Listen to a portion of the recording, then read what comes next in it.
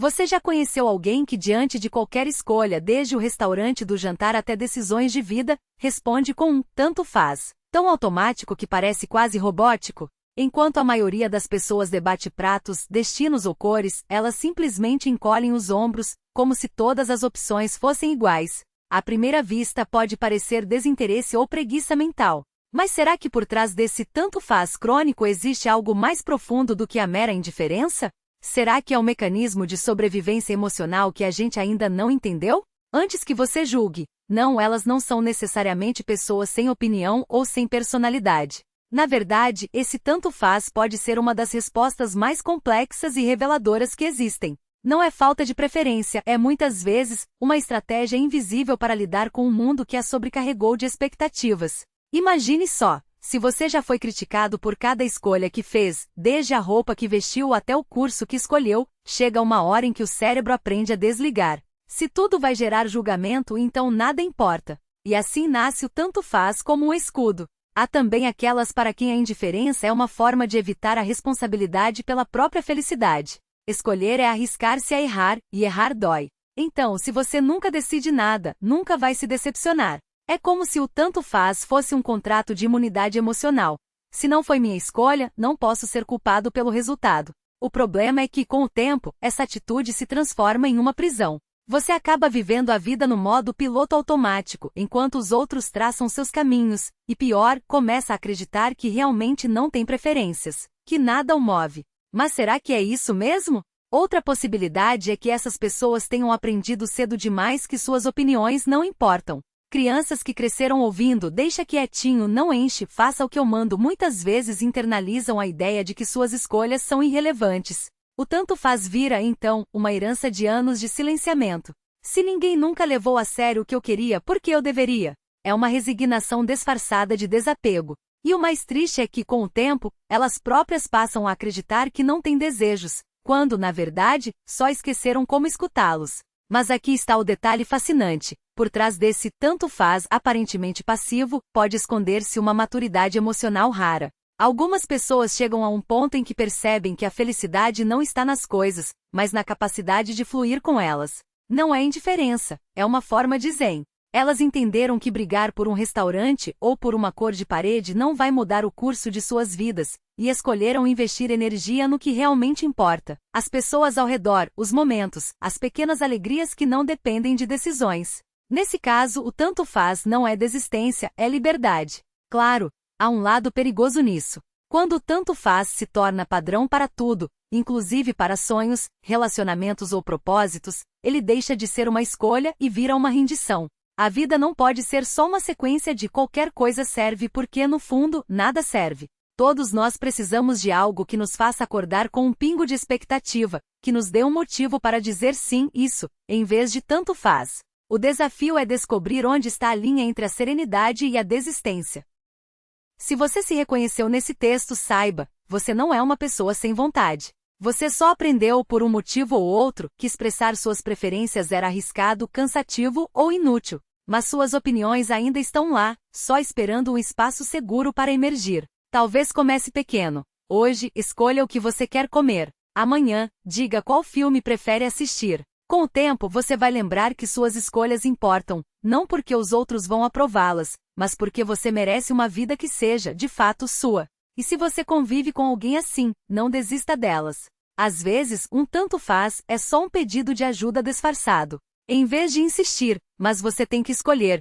Tente criar um ambiente onde elas se sintam seguras para arriscar uma preferência. Pergunte: o que você acha que seria legal? Em vez de o que você quer. Às vezes a diferença entre a indiferença e a decisão é só alguém que esteja disposto a ouvir. No fim das contas, a vida é feita de escolhas, grandes e pequenas. E embora o tanto faz possa ser um refúgio temporário, ele nunca será um lar. Porque o que realmente importa não é o que você escolhe, mas o fato de que você pode escolher. E isso, meu amigo, não é tanto faz. É tudo. E se eu te dissesse que o seu tanto faz é, na verdade, o mapa do tesouro? Não é exagero. Cada vez que você diz não importa, qualquer coisa serve, ou você que escolhe, está deixando pistas sobre o que realmente deseja, e mais importante, sobre o que aprendeu a esconder. Porque a indiferença não nasce do nada. Ela é uma armadura, tecida fio por fio com as decepções que você guardou no bolso, as expectativas que deixou cair no chão e as vezes em que sua voz foi abafada por um, não é pra tanto. Pense bem, uma criança não nasce dizendo tanto faz. Ela grita, chora, exige. Ela sabe, instintivamente, que suas preferências importam. Mas em algum ponto do caminho, alguém ensinou você a silenciar seus desejos. Talvez com um não seja egoísta, um isso não é tão importante, ou pior, com um silêncio que falou mais alto que palavras. E assim, sem perceber, você foi treinando o próprio cérebro a achar que escolher é um fardo, não um direito. O paradoxo da indiferença. Por que escolher assusta tanto? A ciência tem um nome para isso: evitação de decisão. Estudos mostram que quando nos sentimos sobrecarregados por opções ou ameaçados pelas consequências de uma escolha, o cérebro aciona um mecanismo de fuga. É como se, diante de um cardápio gigante, ele dissesse: melhor fechar os olhos e apontar o dedo. Assim, se der errado, a culpa não é minha. Mas aqui está o detalhe cruel: cada tanto faz que você solta é um pequeno assassinato da sua autonomia. Porque escolher não é só sobre o que você quer hoje, é sobre reivindicar o direito de existir como um ser de desejos, erros e preferências legítimas. E quando você delega isso para os outros, ou para o acaso, está sem querer, entregando as rédeas da sua vida. O que seu tanto faz está tentando te dizer? Vamos decodificar. Cada vez que você usa essa frase pode estar, com medo de decepcionar. E se eu escolher errado e os outros não gostarem? Raiz, acredita que seu valor depende da aprovação alheia. 2. Exausta de lutar. Já cansei de querer coisas e não conseguir. Raiz, desgaste emocional por expectativas frustradas. 3. Presa na armadilha da perfeição. Se não posso ter o ideal, não quero nada. Raiz, medo de que suas escolhas nunca serão suficientes. 4. Protetora de si mesma. Se eu não escolher, não posso ser culpada. Raiz, traumas de responsabilidades mal resolvidas. Exercício radical. Da próxima vez que um tanto faz escapar da sua boca, pare e pergunte: o que eu realmente queria dizer? O que eu tenho medo de perder, ou ganhar, com essa escolha? A revolução silenciosa: como recuperar suas escolhas. Não é sobre virar uma pessoa decisiva da noite para o dia. É sobre reaprender a confiar em si mesmo, passo a passo. Comece com isso. O método dos 3 segundos de coragem. Antes de responder tanto faz, conte até 3 e diga a primeira coisa que vier à mente. Mesmo que seja, na verdade, eu preferia. Não importa se parece bobo ou egoísta. O objetivo é quebrar o piloto automático. 2. A regra do pior cenário. Pergunte-se: qual é a pior coisa que pode acontecer se eu escolher errado? O restaurante não for bom? Você sobrevive. O filme for chato? Você aprende. Alguém discordar? E daí? A maioria dos nossos medos são fantasmas de um passado que já não existe. 3. O jogo das escolhas seguras. Comece com decisões de baixo risco. Hoje eu escolho o que vou tomar no café. Amanhã, eu decido que música ouvir no trajeto. Esta semana, eu proponho um programa para o fim de semana. Pequenas vitórias constroem músculos emocionais. 4. A tática do espelho. Quando alguém perguntar sua opinião, imagine que está respondendo por um amigo que você ama. Você diria tanto faz para ele? Provavelmente não. Trate-se com a mesma gentileza. Para quem ama alguém que sempre diz tanto faz. Se você convive com uma pessoa assim, não a pressione. A indiferença dela não é sobre você, é sobre uma batalha interna que você não vê. Em vez disso, ofereça opções limitadas. Você prefere pizza ou sushi? Em vez de, o que você quer jantar? Por quê? Menos opções igual menos ansiedade. Normalize o erro. Se a gente escolher um filme ruim, a gente só muda. Sem drama. Por quê? Tira o peso da escolha perfeita. Celebre as pequenas preferências. Adorei que você escolheu esse lugar. Tem um clima legal. Por quê? Reforça que suas escolhas têm impacto positivo. Conte suas próprias inseguranças. Eu também já tive medo de escolher errado, mas uma vez. Por quê? Cria identificação e reduz a vergonha. A verdade que ninguém te contou. Aqui está o segredo sujo. O mundo não vai desabar se você escolher errado. Na verdade, as piores escolhas costumam virar as melhores histórias. Aquele restaurante horrível? Virou uma piada recorrente. Aquele corte de cabelo desastroso? Te ensinou a valorizar seu estilo. O erro não é o oposto do acerto, é o preço da autoria. E quando você finalmente entender que suas escolhas não precisam ser perfeitas, só suas, algo mágico acontece. A vida para de ser um script que você segue e vira uma história que você escreve. Seu tanto faz não é um fim, é um convite. Ele está te dizendo: Eu mereço mais do que sobreviver às escolhas dos outros. Meus desejos importam, mesmo que sejam pequenos. Eu posso ocupar espaço. Então, da próxima vez que a palavra vier à tona, respire fundo e troque por: na verdade, eu gostaria de. Eu prefiro. Eu escolho. Porque no fundo, você não é indiferente. Você é alguém que esqueceu como é ter permissão para querer. E lembrar? Isso muda tudo. Agora me conta, qual foi a última vez que você disse tanto faz quando no fundo tinha uma preferência? Compartilha nos comentários, e se este texto fez sentido, salva para reler quando a indecisão bater, porque suas escolhas importam. Sempre. Até a próxima reflexão. Coração amarelo.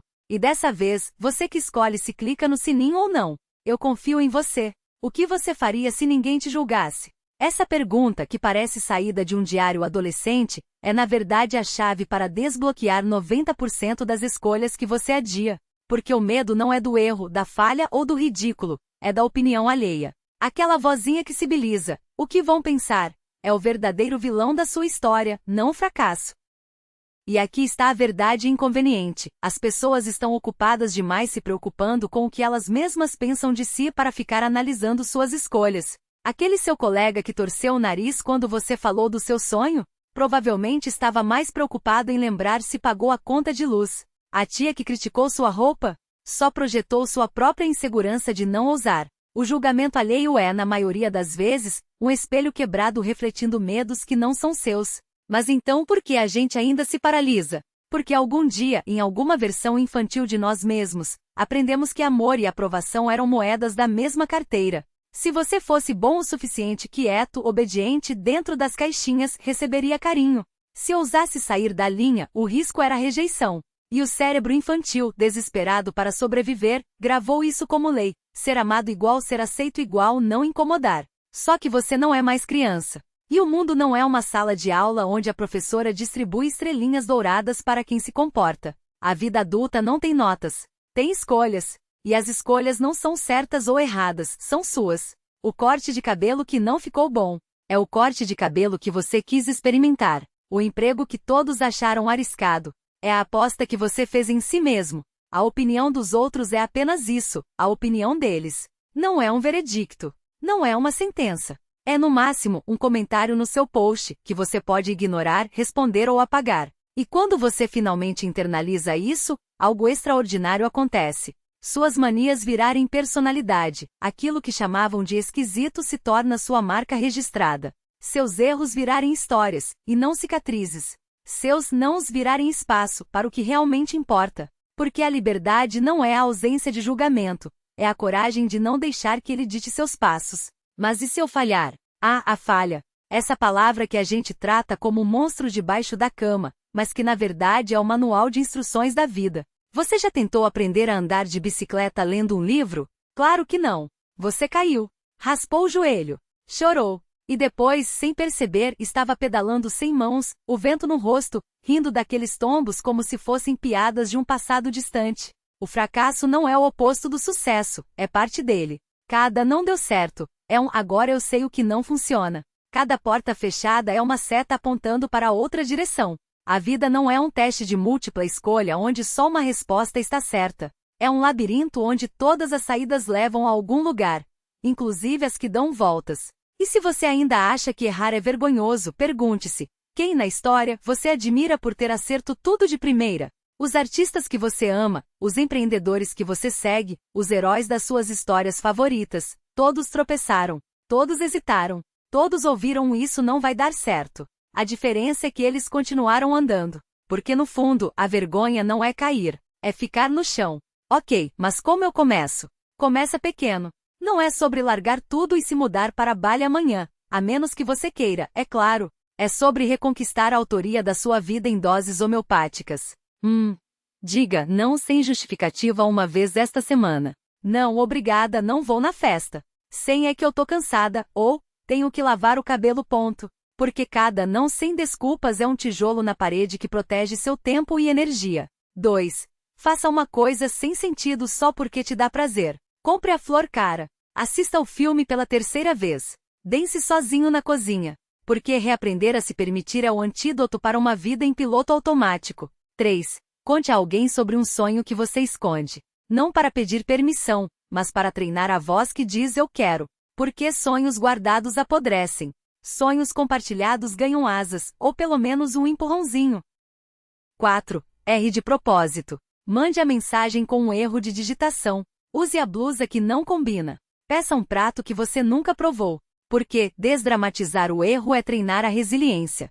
5. Pergunte a si mesmo: o que eu faria se soubesse que não ia falhar? Anote a resposta. Agora pergunte: o que me impede de tentar? Porque a maioria das barreiras são inventadas pela sua mente, não impostas pelo mundo. E se mesmo assim der errado? Dar errado é uma hipótese, não um destino. E mesmo que dê, você vai descobrir duas coisas.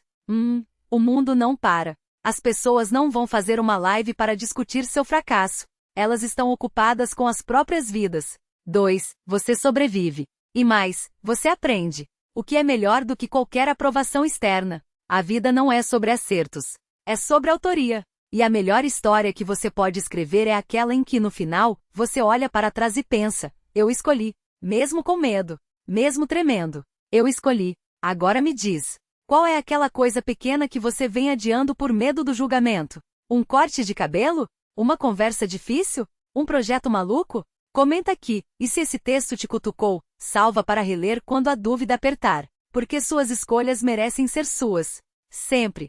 Ah, e se você chegou até aqui, parabéns. Isso já prova que você está pronto para o próximo passo. Qual vai ser? Coração amarelo. PS, lembre-se, a opinião mais importante sobre a sua vida é a sua. O resto é só ruído. E ruído, a gente abaixa o volume. Fone de ouvido alto-falante desligado. E se o que você chama de medo for apenas a vida batendo a porta com uma oportunidade disfarçada? Pense bem, o desconforto não é um inimigo. É o sinal de que você está prestes a crescer além dos limites que sua mente achava que eram seus. Aquela sensação de não estou pronto não é um alerta para recuar. É um convite para se reinventar. A anatomia do medo. Ou, por que você acha que não está pronto? O cérebro humano é um mestre em criar desculpas elegantes para nos manter na zona de conforto. Veja como ele funciona. E se tóxico? E se eu falhar? Traduzindo, e se eu descobrir que não sou tão bom quanto imaginei? E se me julgarem? Traduzindo, e se eu tiver que encarar que nem todo mundo vai me aprovar? A verdade, essas perguntas não são sobre o futuro. São sobre feridas do passado que você ainda não fechou. 2. A síndrome do mais um pouquinho. Vou esperar até me sentir 100% seguro. Soiler, esse dia não existe. A segurança total é uma ilusão. A coragem não é a ausência de medo, é a decisão de agir apesar dele. 3. O mito da hora certa. A vida não avisa, agora é o momento perfeito. Ela simplesmente passa e um dia você olha para trás e pensa: poderia ter tentado. Dado cruel, a maioria das pessoas não se arrepende do que fez, mas do que deixou de fazer por medo. O que realmente acontece quando você tenta, mesmo tremendo? Vamos desmistificar o pior cenário que sua mente inventou. Seu medo à realidade. Vou fazer feio. Você vai aprender mais em uma tentativa falha do que em meses de teoria. Vão rir de mim. As pessoas estão ocupadas demais com seus próprios medos para focar nos seus. Não sou bom o suficiente. Ninguém nasce pronto. Até os experts começaram como amadores. Vou me arrepender. O arrependimento real é não saber como seria se você tivesse tentado. Exemplo prático. Imagine que você quer lançar um projeto, mas tem medo de não dar certo. Cenário do medo. Vou investir tempo e dinheiro e ninguém vai gostar. Cenário realista. Se der certo, você ganha confiança, recursos e novas portas. Se der errado, você ganha dados, experiência e uma história para contar, que, aliás, é o que mais conecta pessoas. Ou seja, não existe dar errado. Existe aprender de um jeito diferente. O segredo que ninguém te conta sobre a coragem. A coragem não é um dom, é um músculo. E como todo músculo, ela dói quando você começa a usá-la, mas fica mais forte a cada repetição. Primeira vez que você faz algo assustador, seu cérebro grita perigo, e seu corpo treme. Segunda vez, o grito diminui. Você ainda sente medo, mas já sabe que sobrevive. 10ª vez, o medo vira excitação. Você percebe que o desconforto é o preço da evolução.